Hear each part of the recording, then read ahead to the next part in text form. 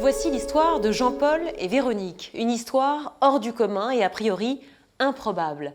Après 30 ans d'amour et 4 enfants, Jean-Paul et Véronique comprennent qu'ils ne s'aiment pas par hasard. Le récit de Jean-Paul et Véronique s'inscrit dans l'histoire avec un grand H. En découvrant ce soir leur secret de famille, c'est aussi les secrets de notre pays que nous allons vous raconter.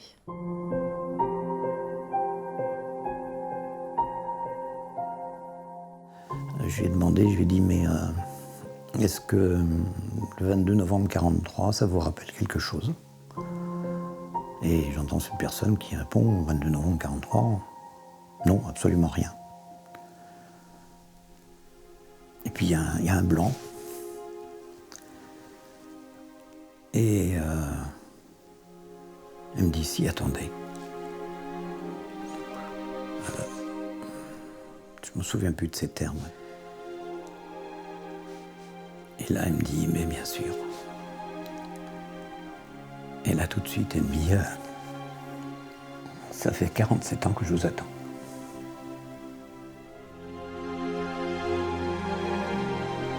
Voilà.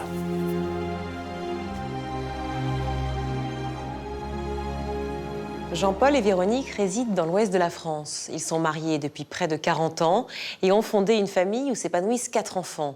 C'est un couple uni et solide, mais un secret de famille perturbe leur vie. Depuis son enfance, Jean-Paul porte en lui une souffrance liée à ses origines, à sa naissance.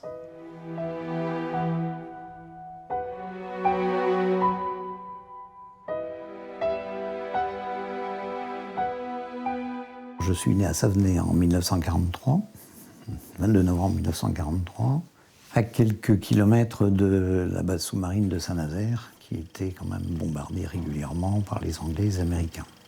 Alors mes plus jeunes années, je les passe dans la région de Redon, où effectivement mon père est notaire, jouit d'une certaine notoriété, et dans cette vie qui semblait très ordinaire, il y avait des on-dits et des non-dits. Hein. Et très souvent, j'entendais alors, est-ce qu'il sait? Mais le petit, là, est-ce qu'il sait? Et à chaque fois, c'était la même réponse, c'était chut. Alors, à 10 ans et demi, les parents, ne voulant pas me laisser partir en pension sans mettre un petit peu les points sur les i, ont décidé de me donner leur vérité et de m'expliquer que je n'étais pas leur fils, qu'ils m'avaient adopté, et qu'ils m'avaient adopté parce que mes parents étaient décédés tous les deux lors d'un bombardement. Et c'est une version à laquelle je n'ai jamais cru, parce que j'ai toujours dit, en tant qu'enfant, que je n'ai jamais cru cette version, je n'ai jamais cru, effectivement, que ces parents-là avaient disparu. En 1971, Jean-Paul épouse Véronique. Le couple souhaite fonder une famille nombreuse. Après 2 grossesses difficiles, naissent Emeric et Gwenaël. Pour préserver la santé de Véronique, il décide ensuite d'adopter 2 enfants d'origine philippine. Cette décision va réveiller chez Jean-Paul le souvenir d'un passé douloureux. Il décide alors qu'il est temps de raconter son histoire à ses 2 enfants biologiques. Je ne me suis jamais ouvert de cette adoption à nos 2 aînés, mes enfants biologiques. J'avais peur de manquer de mots ou de ne pas savoir leur expliquer. J'ai enregistré sur une cassette, j'ai enregistré ce que j'avais à leur dire. Moi, je suis parti dans le jardin, je suis parti me réfugier, je ne sais pas où. J'ai pas voulu rester là en me disant, bon, qu'est-ce qui va m'arriver, comment ils vont réagir. Ah, ça a été dur quand même, c'était bouleversant, ces 2 enfants qui se sont mis à pleurer, qui...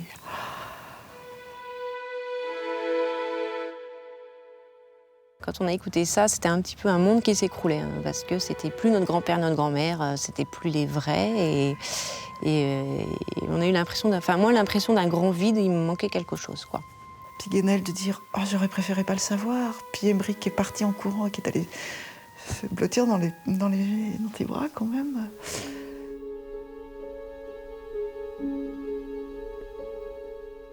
À 43 ans, Jean-Paul entame des recherches avec pour seule piste son acte de naissance qu'il a toujours gardé précieusement, son sésame pour pour la vérité.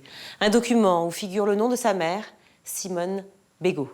Jean-Paul a beaucoup de chance et retrouve rapidement la trace de sa mère.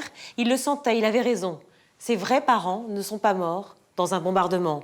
Sa mère est toujours en vie et réside à Saint-Nazaire, à quelques kilomètres de chez lui. Je ne me voyais pas aller frapper à la porte en disant « Coucou, me voilà, je m'appelle Jean-Paul, je suis né à telle date, est-ce que ça vous dit quelque chose ?» Comment je vais être accueilli? Est-ce qu'on ne va pas me jeter? Est-ce qu'on va... Bon.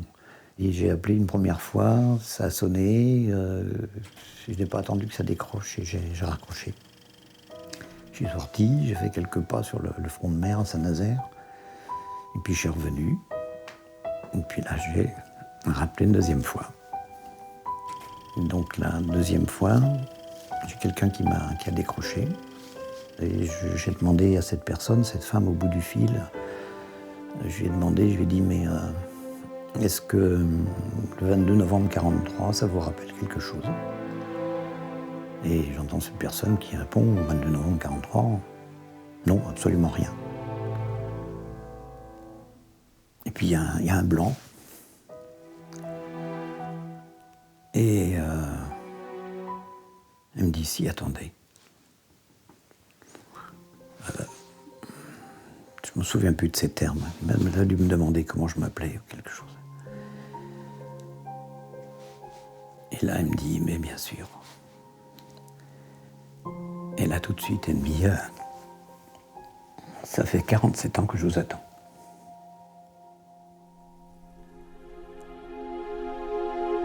Voilà.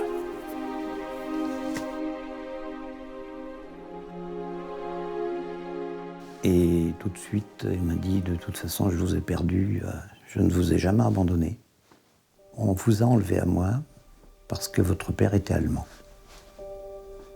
Donc, il s'appelait Walter. Et je vous ai gardé avec moi 3 jours, et au bout de 3 jours, vous n'étiez plus là.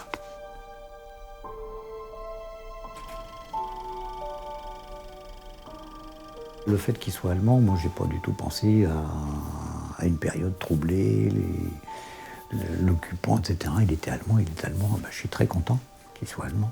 Quand j'ai appris que j'avais un grand-père allemand, j'ai pas été choquée. Parce que d'abord, je savais que mon père était né pendant la guerre. Donc de toute façon, c'était déjà des choses qui se rencontraient quand même très souvent. Au lieu de continuer à discuter au téléphone, j'ai demandé bon, est-ce que je peux monter à votre appartement, vous rendre visite et me dire non, pas tout de suite. Attendez, laissez-moi un petit peu de temps. Mais je vous promets, dans quelques jours, je vous rappellerai. Et quelques jours après, donc, elle m'a rappelé. Et elle m'a dit, bah, écoutez, c'est quand vous voulez, je vous attends. Quand elle a ouvert la porte, oui, bien sûr, c'est une grande émotion, on découvre un visage. Elle m'a dit, je ne mérite pas le nom de mère, je vous interdis de m'appeler maman. Vous m'appellerez comme les enfants, vous m'appellerez mamie. Lors de cette rencontre, Simone lui raconte tout. Comment marié et mère d'une petite fille, Jean-Paul lui a été arraché un soir par sa propre mère, alors qu'il n'avait que 3 jours. Lui, l'enfant de Bosch, le fruit d'un amour interdit avec un jeune soldat allemand dont elle était tombée follement amoureuse en l'absence de son mari. Au moment de ma naissance, son mari, dont elle avait déjà une fille, Marie-Madeleine, son mari était prisonnier de guerre. Il était en Allemagne. Cet homme-là va rentrer une fois les prisonniers libérés et la famille va continuer à protéger, à maintenir ce secret. Walter et Simone se sont rencontrés pour la dernière fois en début mars 1943. La famille de Simone était déjà éloignée de Saint-Nazaire. Elle avait été évacuée donc fin février, comme la plupart des habitants de Saint-Nazaire. Simone avait fait un crochet par Saint-Nazaire, malgré les difficultés. Et c'est là où ils se sont rencontrés pour la dernière fois. Et c'est cette dernière fois qui a fait que je suis là aujourd'hui. Comment expliquer cet amour pour Walter? Moi, je ne sais pas comment l'expliquer. Ce qu'il ressort de ses dires, c'est que c'est un amour tel qu'elle ne l'avait pas connu et tel qu'elle ne l'a jamais plus connu non plus. Et le soir, il est arrivé, c'était plus le même. Il était rayonnant. Il a dit, tu te rends compte, je suis un enfant de l'amour. C'était rien que ça, je trouve que quand on sait ce que ça peut représenter, rien que ça, ça l'avait transformé. Jean-Paul découvre qu'il a 2 demi-sœurs, Joëlle, née en 1957, et Marie-Madeleine, née 4 ans après sa naissance. Mais toutes les deux ignorent son existence. Ce jour-là, Jean-Paul est loin d'imaginer ce que va lui demander Simone. Une des premières demandes de Simone, très tôt, pendant cette entrevue, elle m'avait regardé et m'a dit « Vous me le retrouvez. Retrouvez-le-moi. Je ne veux pas savoir ce qui peut se passer autrement. Je ne sais pas s'il est marié, je ne sais pas ce qu'il a fait. Vous me le retrouvez. »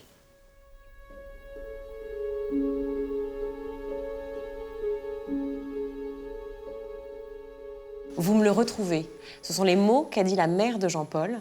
Et on comprend bien à ces mots qu'il y a une véritable histoire d'amour entre la mère de Jean-Paul et ce soldat allemand. Est-ce que c'était chose courante à l'époque, pendant la guerre ? Alors des histoires, il y a toutes sortes d'histoires. Tous ces enfants ont envie de penser évidemment qu'ils sont le fruit d'une histoire d'amour, comme tout le monde et comme nous tous. Il y a des véritables histoires d'amour qui arrivent de manière assez extraordinaire à traverser les événements, parfois à durer plusieurs mois, plusieurs années. Et puis à côté de ça, il y a des enfants nés effectivement de violences, de viols commis par l'armée allemande, et plutôt vers la fin de la guerre, au moment de la retraite allemande. Il y a eu beaucoup d'enfants en France nés de ces liaisons entre Françaises et Allemands. Alors, on ne peut pas avoir de chiffres précis parce qu'ils ne sont pas recensés à ce moment-là, et donc vous imaginez bien que 60 ans après, c'est très difficile de les compter. Mais quand les autorités allemandes se préoccupent du phénomène, il y a plusieurs estimations qui tournent autour de 40, 50, 70 000 enfants, mais en 1942-43. Donc on peut envisager que le nombre atteint probablement 100 000 naissances au cours de toute la période, c'est-à-dire 9 mois après le début de l'invasion, jusqu'à 1949, puisqu'il ne faut pas oublier que des prisonniers de guerre allemands en France sont présents jusqu'en 48-49, et que des enfants naissent aussi d'union de ces prisonniers avec des femmes françaises. Ça a dû être difficile aussi pour tous ces jeunes hommes de rentrer ensuite dans leur pays en abandonnant un enfant derrière eux. Alors, c'est toute la question que posent ces enfants. C'est-à-dire, est-ce que ce sont les enfants d'une sorte de parenthèse qui est la guerre, et qu'une fois que la guerre est terminée, une fois qu'on est démobilisé, une fois qu'on rentre chez soi, la parenthèse se ferme, et tout ce qui est dans la parenthèse se ferme. C'est-à-dire aussi bien le pire qu'on a pu vivre comme soldat ou comme civil, et puis parfois le meilleur des histoires d'amour. Mais je crois que cette tendance à fermer la parenthèse est très forte et explique pourquoi autant d'enfants, finalement, sont restés sans aucune nouvelle de leur père après-guerre.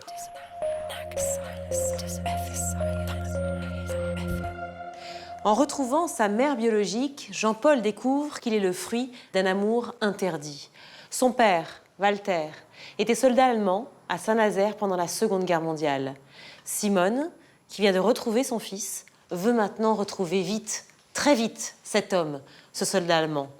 Jean-Paul, lui aussi, n'a qu'une seule obsession, retrouver son père biologique. Les 3 éléments connus de Walter, donc c'était son prénom, bien sûr, sans le nom, ça c'était un manque important, qui faisait partie de la Kriegsmarine, de la Flak Marine, qu'il était tailleur. Et par la suite, donc, on apprend qu'il était une des victimes d'un bombardement à Saint-Nazaire et qu'il a perdu l'œil gauche. Il parlait toujours de ce père. Il idolâtrait ce père sans l'avoir connu, sans savoir qui il était, ce qu'il avait fait. Mais c'était toujours mon père. Qui était mon père? Qu'est-ce qu'il a fait? Est-ce qu'il est encore en vie? Vraiment, c'était étonnant, vraiment étonnant. Jean-Paul multiplie les recherches. Il envoie des courriers par dizaines, en France et en Allemagne, avec cette question lancinante. Walter est-il toujours en vie? Après plusieurs mois d'enquête sans résultat, Jean-Paul se désespère, mais il ne baisse pas les bras. Il doit retrouver Walter. Et puis une nuit, il fait un rêve étrange. Je l'ai espéré longtemps, souvent, j'en ai rêvé souvent, surtout donc à partir de 1990.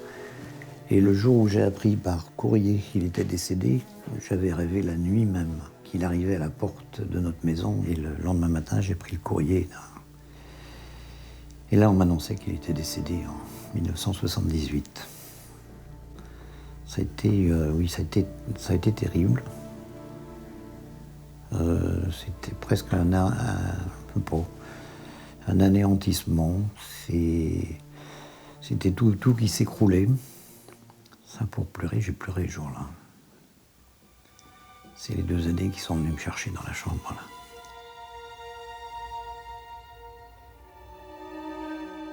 Ils se roulaient par terre de pleurs dans notre chambre. C'était inimaginable. Il espérait tellement rencontrer son père. Et moi, j'étais vraiment dans de l'impuissance de quoi que ce soit à côté de lui. Vraiment, il poussait des cris de bête. D'avoir fait toutes ces recherches et puis d'arriver, entre parenthèses, trop tard pour retrouver son père, je pense. Oui, c'était dur. Le fait de ne pas l'avoir retrouvé, c'est un regret qui me restera à vie. Lorsqu'on pense que certains membres de la famille adoptive, par la suite, m'ont dit qu'ils avaient été informés du fait que mon père était allemand, ça veut dire que ce père-là, très certainement, je l'aurais retrouvé vivant. Et que, à cause de ce secret gardé dans cette famille, je n'ai retrouvé qu'une tombe.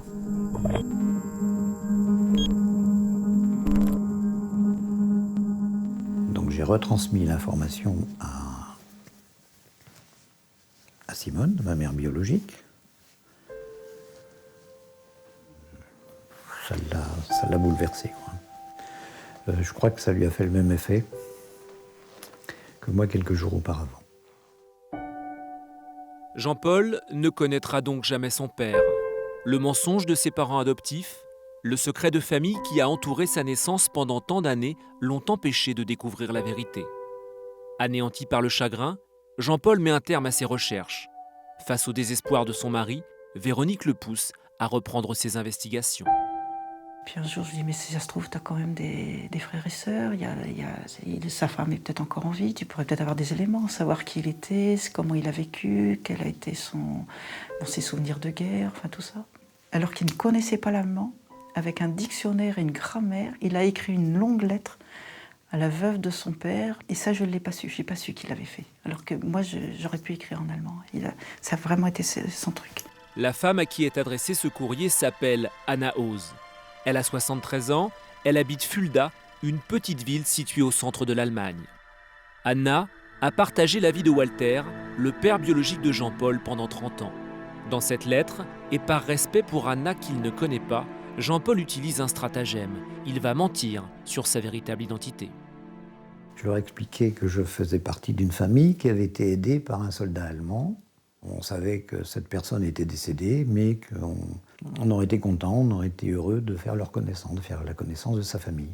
Et quelques temps après, mais je crois que c'est 3 semaines ou un mois après, elle me proposait d'y aller. Alors là, effectivement, on y est allés ensemble.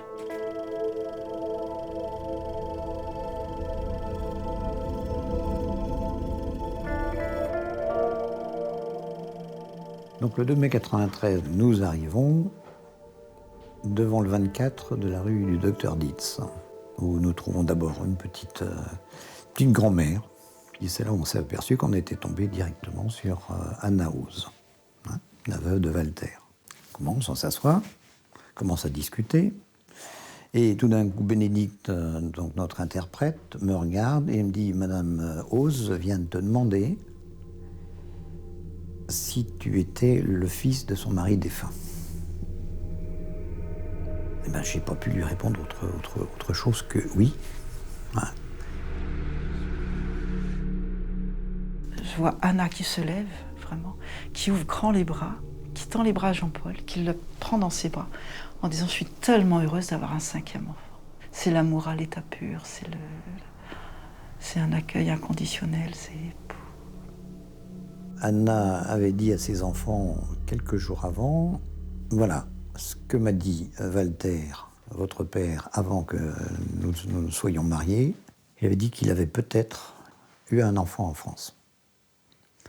Donc Klaus, quand il est arrivé, Klaus étant le plus jeune de mes frères, que les autres sont allés le voir en lui disant « C'est notre frère qui est là, le frère français », il est allé boire un cognac, il est repassé voir la tête, il est retourné à la cuisine en boire un deuxième, et à ce moment-là, il est revenu. À plusieurs reprises, j'ai vu les frères et sœurs de Jean-Paul ou Anna, donc la veuve de Walter, avoir les larmes aux yeux de voir Jean-Paul dans certaines gestuelles. Ils retrouvaient la gestuelle de leur père alors qu'il n'avait pas été élevé avec. Ça aussi, c'est fabuleux. Jean-Paul, qui se pensait fils unique, a désormais 4 frères et sœurs d'origine allemande. Tous se reverront à de nombreuses occasions en France et en Allemagne. Tout cet amour qu'il n'a pas eu de son père, puisqu'il n'a pas réussi à le connaître, ça a été quand même transmis par ses frères et sœurs et par sa femme, parce qu'elle a été adorable, quoi. De pouvoir l'aimer sans que ce soit son propre fils, mais elle l'aimait comme tel, quoi. Ce qui nous a beaucoup touchés, mon mari et moi, c'est qu'il y avait souvent des réunions de famille très importantes. Véronique ayant quand même 5 sœurs, il y avait des fêtes de famille. Et Jean-Paul était toujours seul. Il n'avait pas ni de frères et sœurs, ni d'oncles et tantes, ni de grand-père ni de grand-mère, alors que Véronique avait toute cette famille. Et le jour du mariage de leur fille, Guénaëlle, quand il est arrivé avec ses frères allemands, ses belles-sœurs, ses cousines, ses nièces, nous on s'est dit, voilà, la vie est rééquilibrée, c'est bon. Et c'était vraiment très intense.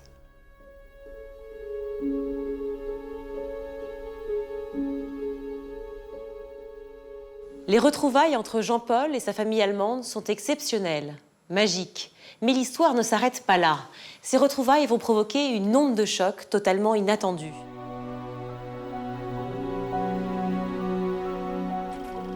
Cette fois-ci, c'est la famille de Véronique, la femme de Jean-Paul, qui va être touchée de plein fouet. Sa mère, Edith, qui a suivi de près la recherche de son gendre, confie à sa fille une étrange requête. Retrouver un jeune militaire allemand prénommé Hans, un soldat qui vivait à ses côtés à la ferme de la Haute-Baume dans les Alpes.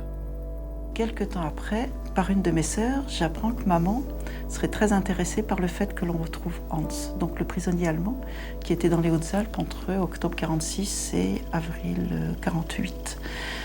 Les rares fois où on en parlait de la Haute-Baume à la maison étant enfant, mais vraiment j'ai très très peu entendu parler, à chaque fois j'entends maman me dire « Ah oui, Hans était là et qu'est-ce qu'il était gentil !» Mais sinon, maman ne m'a jamais rien dit, je ne connaissais pas, je n'avais pas de détails sur la vie là-bas. Vraiment, c'était tabou. Cette période-là était tabou. Et là, mon grand étonnement, quand même, elle me sort son carnet d'adresses de son sac à main. Et sur ce carnet d'adresses actuel, elle avait l'adresse de Hans, qui était donc libellé et certainement recopié de carnet d'adresses en carnet d'adresses depuis 48 ans déjà. Pourquoi Edith, la mère de Véronique, a-t-elle conservé cette adresse pendant près de 50 ans? Mais qui est donc Hans? Véronique est bouleversée à la fois par l'incroyable histoire de Jean-Paul, son mari, mais aussi par l'étrange demande de sa mère. Elle se lance alors dans une thérapie utilisant l'hypnose, un travail intense qui va la replonger dans ses souvenirs d'enfance. Alors je suis née en juin 47, donc dans les Hautes-Alpes. Je suis née dans des conditions très difficiles. Ils se sont retrouvés à cultiver la terre, à s'occuper des animaux, sans aucune aide et surtout sans aucune compétence et dans une terre aride. Donc vraiment, très vite, ils ont eu faim, ils ont eu froid. La maison était très isolée. Il n'y avait pas l'eau, il fallait aller donc à la source. Il n'y avait pas l'électricité. Il y avait déjà 2 bébés quand ils sont arrivés là-bas. C'était des conditions de vie très précaires. C'était vraiment, enfin, de ce que j'ai pu ressentir, c'était l'enfer. Donc j'ai fait des séances de semi-hypnose.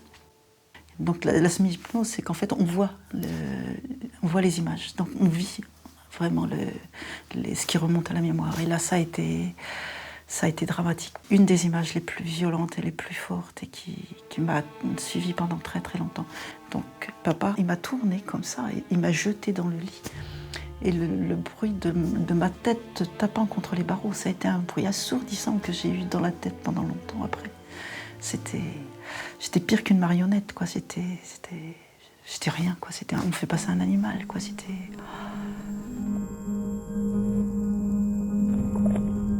Au fil de son travail avec sa thérapeute, les souvenirs de Véronique se font plus précis. Des souvenirs qu'elle avait jusqu'ici enfouis, au plus profond d'elle-même. Et c'est quand moi j'ai pu rediscuter avec maman en 2002 ou 2003. Et je lui ai dit, mais si maman, tu sais, je viens de faire des séances d'hypnose, j'ai revécu la violence de Michel, j'ai revécu ce qui s'est passé là-bas.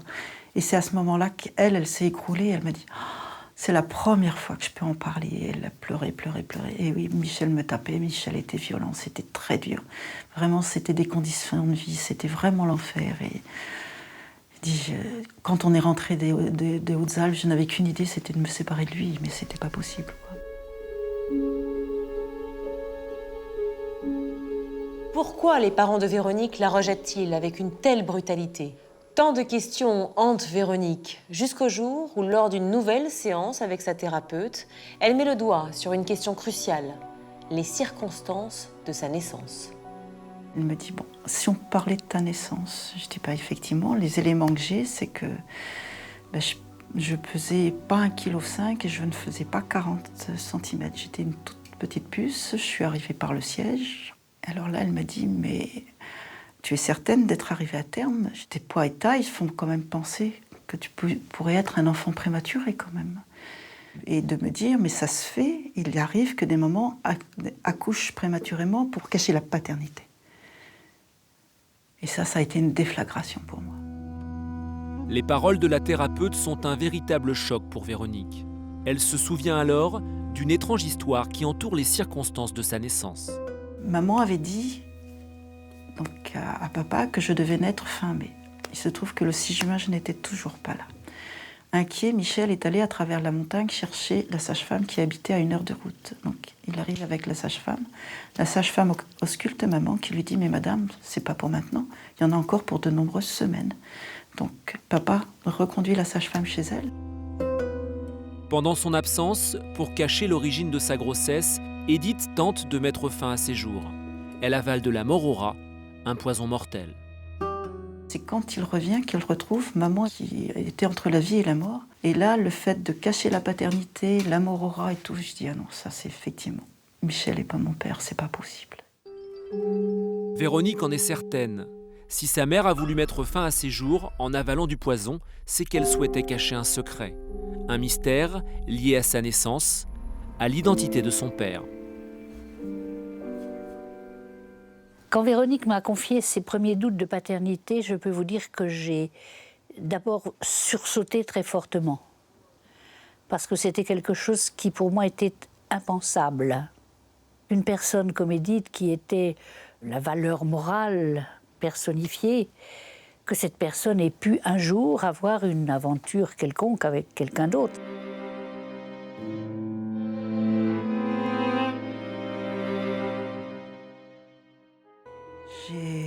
J'ai écrit à maman pour lui dire « Écoute, maman, voilà ce que je viens de comprendre par le biais du travail thérapeutique. Pour moi, Michel n'est pas mon père et je pense que c'est Hans. » Et là, par retour de courrier, c'est vrai que maman m'a dit « Mais comment peux-tu seulement imaginer que j'ai pu coucher avec un ennemi de la France et qui plus est avait 17 ans à ce moment-là »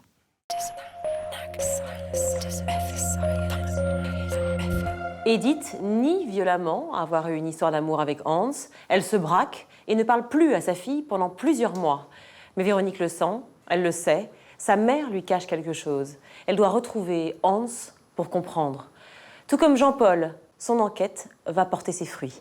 Véronique obtient l'adresse de Hans en Allemagne et lui écrit une lettre. Déjà, j'ai été très émue de savoir qu'il a répondu très vite. Et je me suis dit, il a envie de me revoir. Il m'a répondu par retour de courrier en disant qu'effectivement, c'était bien lui qui était dans les Hautes-Alpes, m'expliquant comment il avait vécu un petit peu là-bas et surtout comment il vivait maintenant, qu'il était marié, qu'il avait 5 enfants. Et me proposant en disant que la maison était grande et qu'à l'occasion, c'est vrai qu'il aurait plaisir à ce qu'on se revoie.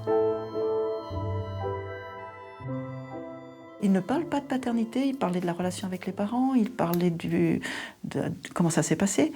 Mais quand il m'a donné les dates, à ce moment-là, moi, j'étais sûre.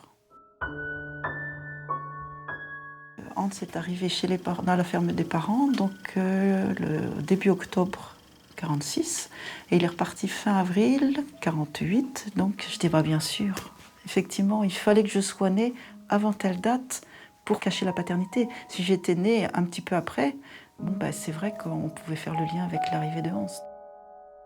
C'est lui qui s'occupait des moutons, donc de la bergerie. Et comme j'étais tellement petite et tellement frigorifiée, la sage-femme, quand elle est revenue une deuxième fois, m'a trouvée toute bleue et toute froide. Elle m'a enveloppée dans du coton, mis dans une boîte et installée dans la bergerie. Donc j'étais directement en contact de la chaleur des moutons, des agneaux, des brebis, mais en même temps directement en contact avec Hans qui s'en occupait, quoi. Et là, c'est lui qui m'a donné donc à boire en trempant un mouchoir dans du lait de chèvre qu'il avait fait réchauffer. C'est lui qui m'a donné la vie, mais c'est lui qui m'a ramené à la vie. S'il avait été démobilisé plus tôt, je n'aurais jamais survécu, ça c'est certain. Dans leur correspondance, Hans ne confirme pas sa paternité. Qu'importe, Véronique en est convaincue. Alors, elle va patienter. C'est en 1997, à la mort de Michel, l'homme qu'elle a toujours considéré comme son père, que Véronique se lance.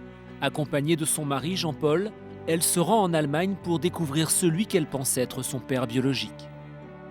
J'ai sonné chez cet homme, et quand je l'ai aperçu, il était en haut de l'escalier. Je dis, ah bah c'est vrai, j'avais oublié de le faire vieillir. Je pensais retrouver quelqu'un de beaucoup plus jeune, et je me suis trouvée en face d'un grand-père, à cheveux blancs, et puis tout voûté. Il est descendu, puis on s'est pris dans les bras, et ça a été vraiment très fort. J'ai senti mon corps revivre dans ses bras, ça a été fabuleux. J'imaginais pas qu'on puisse ressentir quelque chose d'aussi intense avec quelqu'un qui ne soit pas son mari, je vais dire, ou ses enfants. Mais c'était mon père. Quand j'en ai parlé à maman, donc de nos rencontres avec Hans, elle voulait savoir qui était Hans, qu'est-ce qu'il venait, de quel milieu et tout ça. En fait, ils n'ont jamais échangé de qui ils étaient, de ce qu'ils avaient fait et tout. Ça me paraissait aberrant. Chaque fois qu'il y avait une lettre de Hans, il y avait un petit mot pour maman, et puis maman me disait « dire bonjour Hans », jusqu'à lui écrire, quoi. Enfin, ça a été quand même surprenant. J'aimerais bien savoir ce qu'elle lui a écrit. Mais ça, je n'ai pas su. Ouais.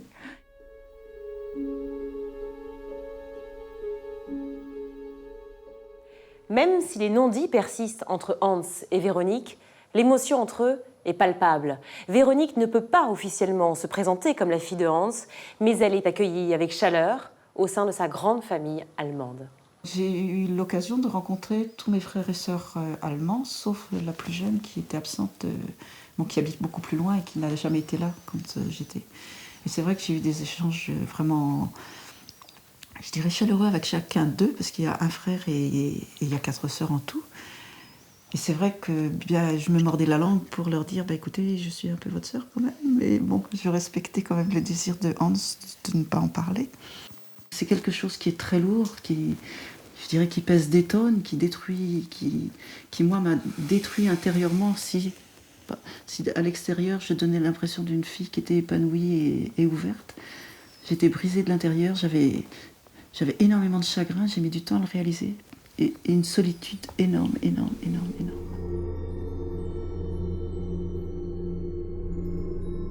Véronique doit donc garder le secret auprès de ses frères et sœurs. Mais elle n'est pas la seule. Jean-Paul va lui aussi s'engager à conserver un secret. Sa mère, Simone, lui a fait promettre de ne jamais révéler son existence à ses 2 sœurs, Marie-Madeleine et Joëlle. Simone, ma mère biologique, m'avait fait promettre à Georgette et à moi-même de ne jamais rien dire à ses filles. Et on était tenus tous les deux par ce secret. Georgette était une amie d'enfance, son amie d'enfance, qui connaissait mon histoire depuis toujours.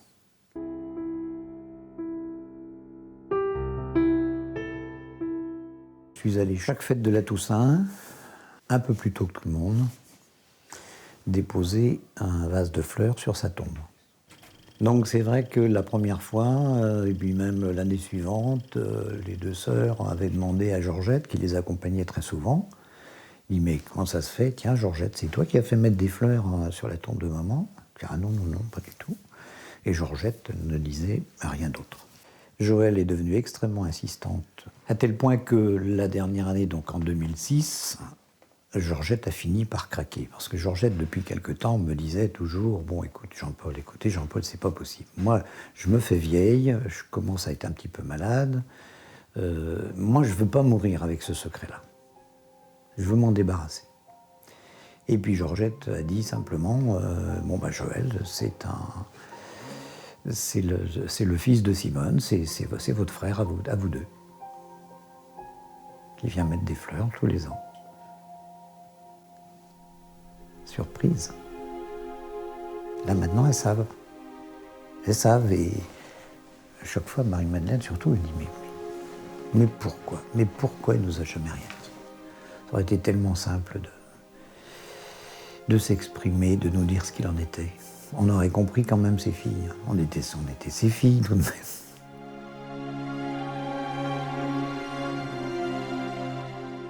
En hommage à cette maman qui venait de me quitter cette année-là, en 2001, au mois de novembre. Un soir, tout seul dans ma chambre, j'avais écrit ce petit hommage. Ce soir, simplement vous dire que vous êtes devenue mère dans l'amour de Walter, que vous êtes restée mère malgré l'opprobre de vos proches, que vous avez refusé qu'on me retire la vie, que vous avez payé cet amour d'un prix trop fort, que vous étiez et resterez ma mère éternellement. Je vous le redis en ce jour anniversaire du décès de celui que vous n'avez non plus cessé d'aimer, Walter. Walter, c'était mon papa.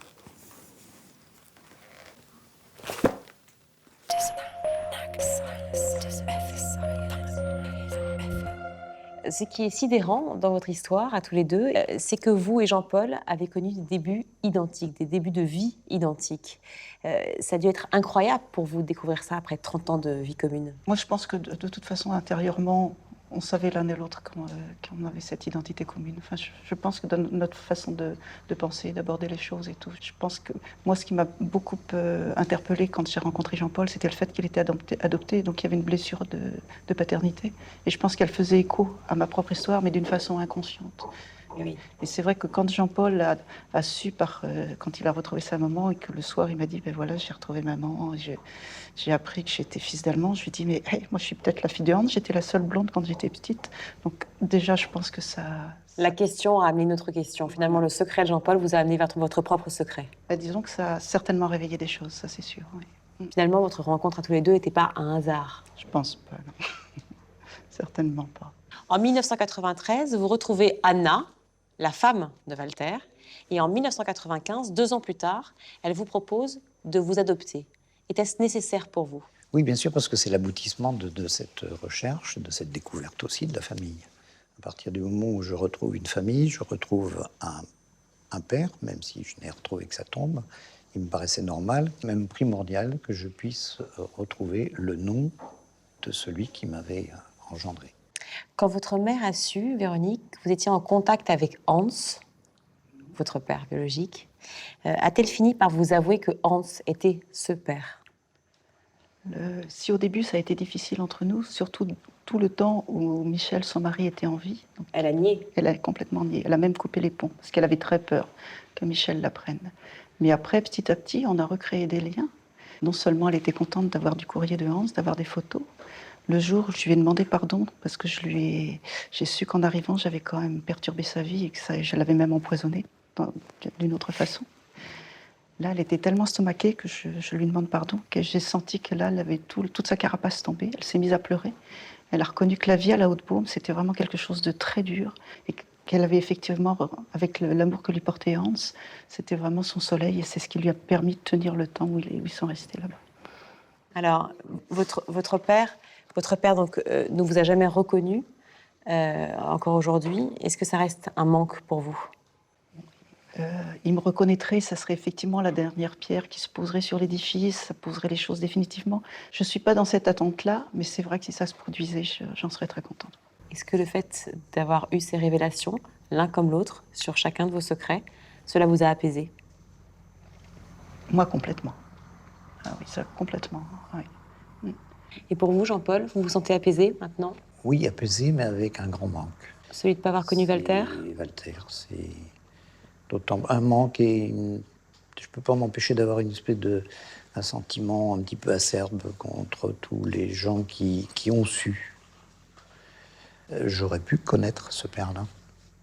Vous en voulez finalement à tous ceux qui vous ont entouré et qui auraient pu vous aider à tous ceux qui ont maintenu ce secret, oui. Je pense que là où on pourrait dire qu'il y a une différence, c'est que par rapport à Jean-Paul, on a été blessés tous les deux. Et le travail que j'ai fait et la situation a permis que moi, ma blessure, elle soit maintenant propre. Alors que Jean-Paul, du fait qu'il y a cette amertume, il y a encore un petit peu de quelque chose qui lui fait mal, quoi. Savoir ne fait pas tout. Merci d'avoir été avec nous et nous avoir répondu ce soir. C'est avec plaisir. Merci.